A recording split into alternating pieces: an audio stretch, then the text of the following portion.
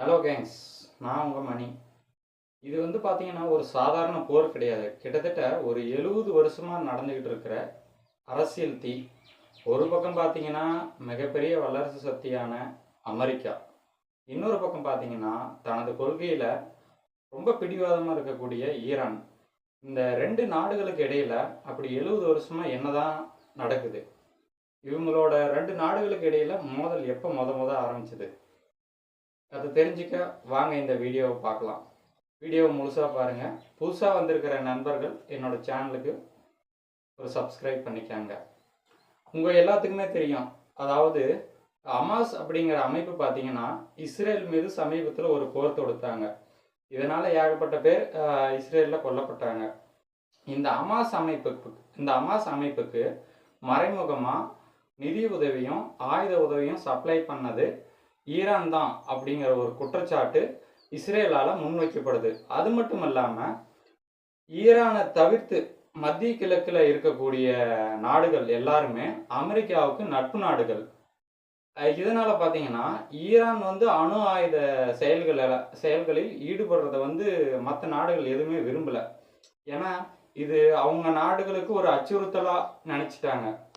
இதனால் என்ன பண்ணாங்கன்னா இஸ்ரேல் சமீபத்தில் ஈரான் மேலே ஒரு போர் தொடுத்தாங்க. இதை பார்த்துக்கிட்டு இருந்த அமெரிக்கா என்ன பண்ணாங்கன்னா அப்படியே மெதுவாக தன்னோட படைகளை ஈரானை நோக்கி நகர்த்த ஆரம்பித்தாங்க.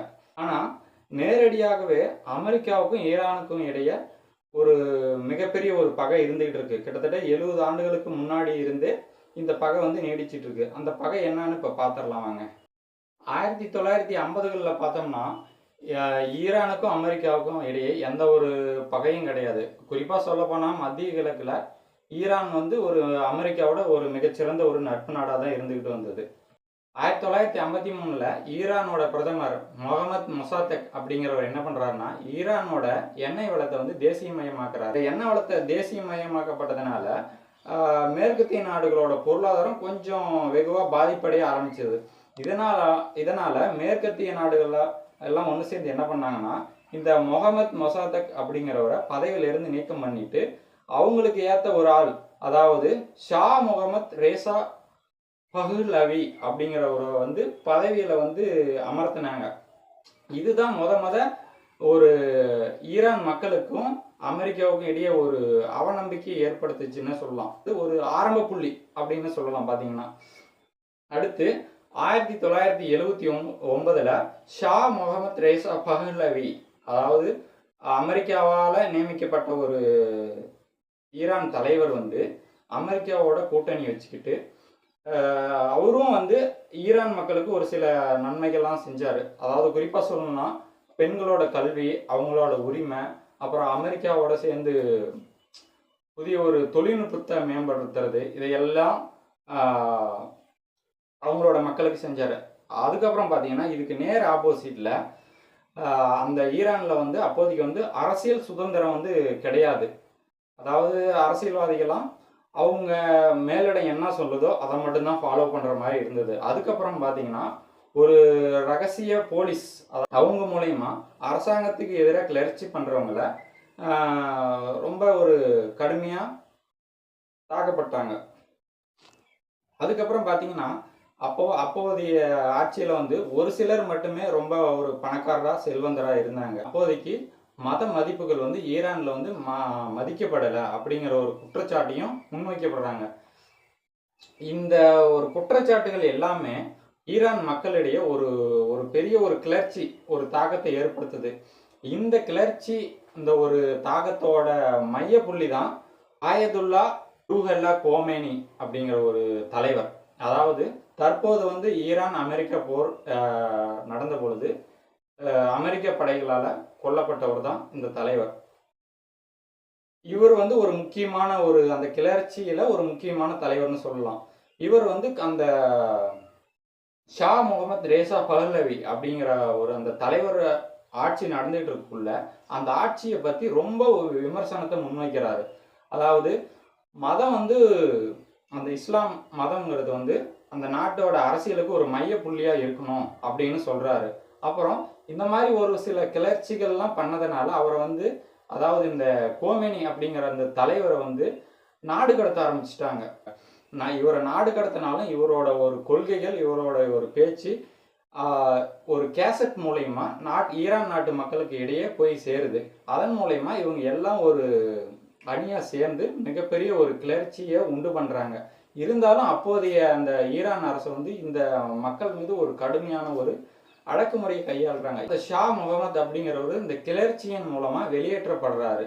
அடுத்து கோமேனி அப்படிங்கிறவர் அந்த நாடு கடத்தினாங்க இல்லையா, அந்த தலைவர் வந்து மீண்டும் ஈரானுக்குள்ளேயே வராரு. ஈரானுக்குள்ளே வந்ததுக்கு அப்புறம் இஸ்லாமிய குடியரசு வந்து அமையுது. அதாவது அவங்க மதம் சார்ந்த ஒரு குடியரசு ஆட்சியானது அந்த நாட்டில் வந்து அமையுது.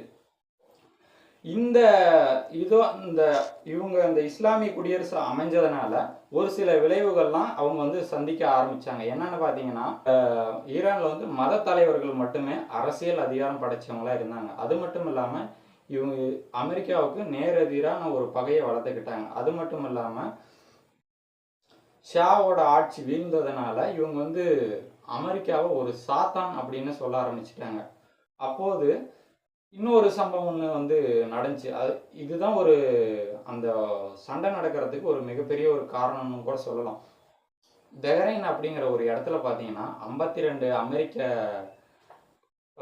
குடிமக்களை வந்து அவங்களோட அமெரிக்க தூதரகத்தில் ஒரு கிட்டத்தட்ட ஒரு 444 நாட்கள் சிறை வச்சுதான் ஒரு தகவல் சொல்லப்படுது. இது வந்து ஒரு முக்கியமான காரணமாகவும் இருக்குது. அதுக்கப்புறம் பார்த்தீங்கன்னா 1980 ஈராக்குக்கும் ஈரானுக்கும் இடையில போர் நடக்குது. இதில் பார்த்தீங்கன்னா அமெரிக்கா வந்து நேரடியாக ஈரான் கூட வந்து சண்டை போட கிடையாது. மறைமுகமாக பார்த்தீங்கன்னா ஈராக்குக்கு வந்து உதவி செய்கிறாங்க. இதன் மூலயமா அவங்க 2 நாடுகளுக்கும் இடையில சண்டை நடக்குது. அது மட்டும் இல்லாமல் மத்திய கிழக்கில் பார்த்தீங்கன்னா ஈரான் வந்து ஒரு மிகச்சிறந்த ஒரு செல்வந்த நாடாக சொல்லப்படுது. இதை பார்த்து அமெரிக்கா பொறாமப்பட ஆரம்பிச்சிட்டாங்க. அது மட்டும் இல்லாமல் இப்போ சமீபத்தில் நடந்த அணு ஆயுத செயல்களில் ஈடுபட்டது, இஸ்ரேல் மீது தாக்குதல் நடத்தினது, இது எல்லாமே ஒரு முக்கியமான காரணமாக பார்க்கப்படுது. சரி, இந்த சண்டை நடக்கிறதுனால என்னென்ன பிரச்சனை வரும்னு பார்த்தீங்கன்னா, நாட்டோட பொருளாதாரம் ரொம்ப சீர்குலைகிறதுக்கு வாய்ப்பு இருக்குது. ஏன்னா அந்த நாட்டோட முக்கிய பொருளாதார வளர்ச்சிக்கு எண்ணெய், குரூட் ஆயில் சப்ளை வந்து ஒரு முக்கிய பங்கு இருக்குது. அது வந்து வெகுவாக பாதிக்கப்படும். அடுத்து பார்த்தீங்கன்னா மனிதாபிமான பிரச்சனைகள். அந்த நாட்டில் சண்டை நடக்கிறதுனால நிறைய பாதிக்கப்படுறது பொதுமக்கள் தான். அப்புறம் பார்த்தீங்கன்னா அவங்களுக்கு அடிப்படை தேவை எதுவுமே கிடைக்காது. உணவு, மருந்து, அப்புறம் இதெல்லாம் பிரச்சனை வரும். அது இல்லாமல் ஒரு சிலர் அகதிகளாக கூட போகிறதுக்கு வாய்ப்புகள் இருக்குது. அடுத்து பார்த்தீங்கன்னா உலகளாவிய அரசியல் பதற்றம். இது என்னன்னு பார்த்தீங்கன்னா 2 நாடுகளுக்கு இடையில சண்டை நடக்குள்ள இவங்க 2 பேருமே தங்களுடைய ஆதரவு நாடுகளை சேர்த்துக்கிட்டு சண்டை போட ஆரம்பித்தா இது 3ஆம் உலகப் போருக்கூட ஒரு வழிவகுக்கிற மாதிரி ஒரு தகவல் இருக்குது. அடுத்து பார்த்தீங்கன்னா இந்த வார் மட்டுமே எந்த ஒரு பிரச்சனைக்கும் ஒரு தீர்வு கிடையாது. இதுக்கு என்னென்னு பார்த்தீங்கன்னா ஒரு தூதரகத்துக்கு இடையிலான ஒரு பேச்சுவார்த்தை, அப்புறம் ஐக்கிய நாடுகள் தலையீடு, இதை எல்லாமே அவங்க ஃபாலோ பண்ணியிருந்தா இந்த மாதிரி ஒரு பிரச்சனை வரத்துக்கு வாய்ப்பு குறைவுன்னு தான் சொல்ல முடியும். பொதுவாக அமைதி மட்டும்தான் இந்த மனித குலத்திற்கு ஒரு முன்னேற்றத்துக்கான ஒரு சிறந்த வழின்னே சொல்லலாம்.